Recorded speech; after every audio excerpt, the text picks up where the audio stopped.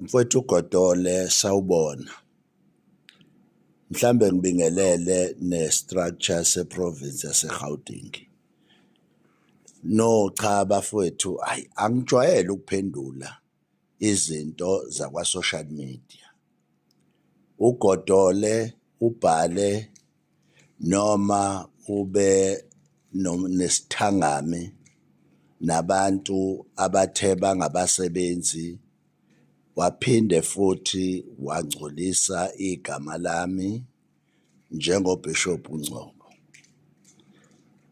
Godole mfowethu, I don't have a personal vendetta with you. Since kuqala imibutho emisha ngikubona uphansi phezulu naleyo mbutho, angikaze ngilethe any word to you. Uyangidestroya nje with no evidence. Ngidumele kakhulu ukuthi ngithola ivideo yakho uhlezi nabantu abathi ngithatha imali yabo. Ungangibuzi mhlambe njenge-comrade mawuseyilona ungakwazi futhi nanokuthi ke uxhumane with ama-structures are relevant uxazulula izinto zangaphakathi emkhontweni. Ubusendaweni e-right kodwa futhi edisplay-eke ngendawo e-wrong ukuthi kwi-Revolutionary House yomkhonto wesizwe eGauteng kungena abantu, kungene nawe, udemonstrate, ukhulume into ongayazi altogether. Uyazi ngangcono ukuthi khona okukodwa obune-information yakho wavele wakhuluma nje ngoba mhlambe ke enye yezinto ilento kuba yi-TikTok yokuthi fanele udestroye a person in order to gain ama-numbers mhlambe e-TikTok. It was very wrong mngani wami, very wrong. You got it very wrong. And ngifuna ukusho bafethu ukuthi okokuqala, since siqale into yogogo sihlaselwa left and right. Siqale nje lento yokuthi ogogo akube khona ubulungiswa.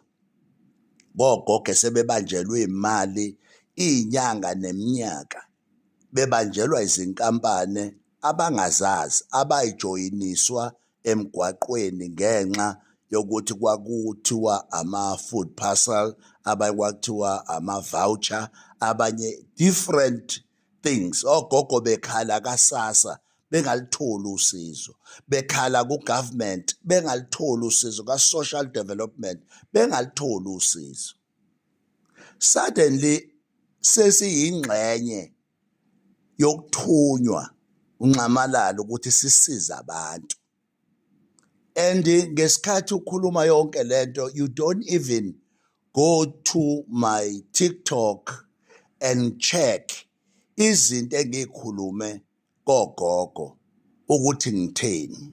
Awukucheckanga lokho. Futhi ubungenayo interest yalokho because the most interest obunayo is to destroy uBishop uNgcobo. Bishop uNgcobo unomfazi, uneyingane, unebandla, unabantu abamthandayo emphakathini. Well ke wonke umuntu mayisiza abantu akakwazi ukuthandwa yiwo wonke umuntu njengemali. Kodwa believe me, my conscience will never defy or will never deceive me. I know myself. Yenzeka lento eMpumalanga. Baqhamuka abasebenzi sebethi ngithathe imali o5 million. Yenzeka lento eMpumalanga. Thank you for umama uMkhwebana because he calls me. And after he calls me and then kwaqala kwathiwa nabo sebethatha imali. Uyabona ukuthi every time when singcoliswa siba nama comrade who don't understand the enemy who's the enemy actually. I'm not your enemy, Godole. I'm your comrade. Futhi ngidumela ukuthi in a revolutionary house kunesibindi ukuthi ungangena kuyona ukhiphe utter a very wrong statement. Uthi mina ngidla imali yogogo.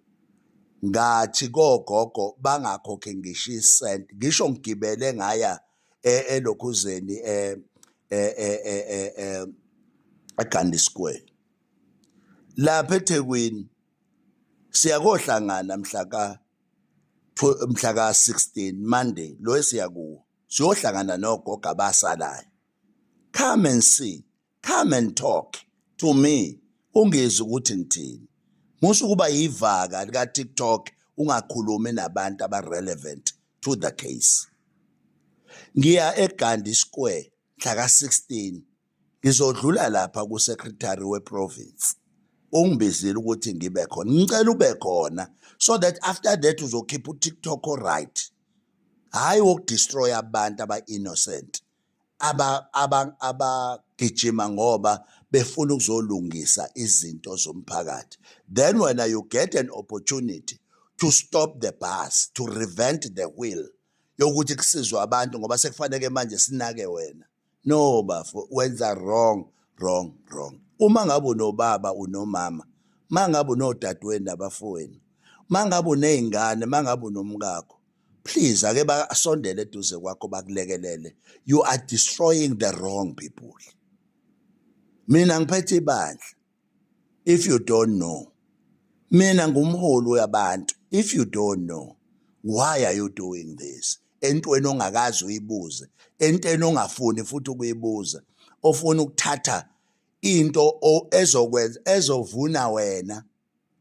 Yabo? Urelevant njengamanje ngoba udestroy abantu. Ngikubukile uyenza lento kwabanye. Ngicabanga ukuthi mhlambe information usuku unayo. Uzoyenza kimi ungakazi ungithinta ungena information. Uzoyenza kimi. Mfowethu uGodole sinama structures emkhontweni. And uma nje futhi usegoli, you are closer to in national office. Ngicela ukuthi Tuesday uhlangane nami. Ume ku TikTok uhlangane nami. Ngizobe ngilapha eofisini lika secretary weprovince.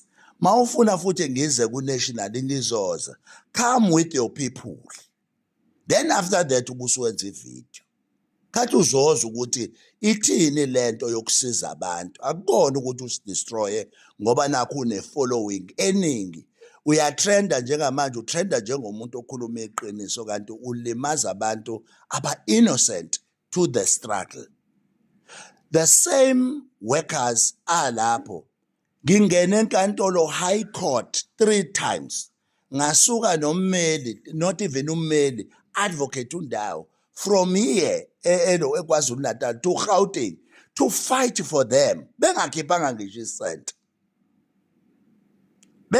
Kumanje icase yabo kade sihlalele ngoFebruary bayakwazi lokho. Uzohlanganisa into ka 2024 nento yogogo uthi kuqolwa abantu. Bafowethu I want to appeal to everybody. Othi ngiqola umuntu ngicela ahambe eofisini lomkhonto afike alodge a formal complaint abese ngibiza ngiyoshiya yonke into engiyenzayo ngize lapho azochaza ukuthi kusho ukuthini. Abantu abayazi into ye-union and ukuthi isebenza kanjani. Siyabafundisa day and night. Awukwazi ukuba kwi-struggle somsebenzi usemsebenzini uhola kodwa ungasikhokheli i-struggle sokuba semsebenzini. Ama-subscriptions are official. Akusho ukuthi udla imali yabantu. Ama-subscriptions are official. Mfowethu uGodole ilungise lento. Buyela kwivideo yakho uyilungise lento. I-wrong. Ngeke ibe right ngoba ishiwo wena ngoba uthandwa ku social media ukuthi uzodestroy abantu. I-wrong bafu.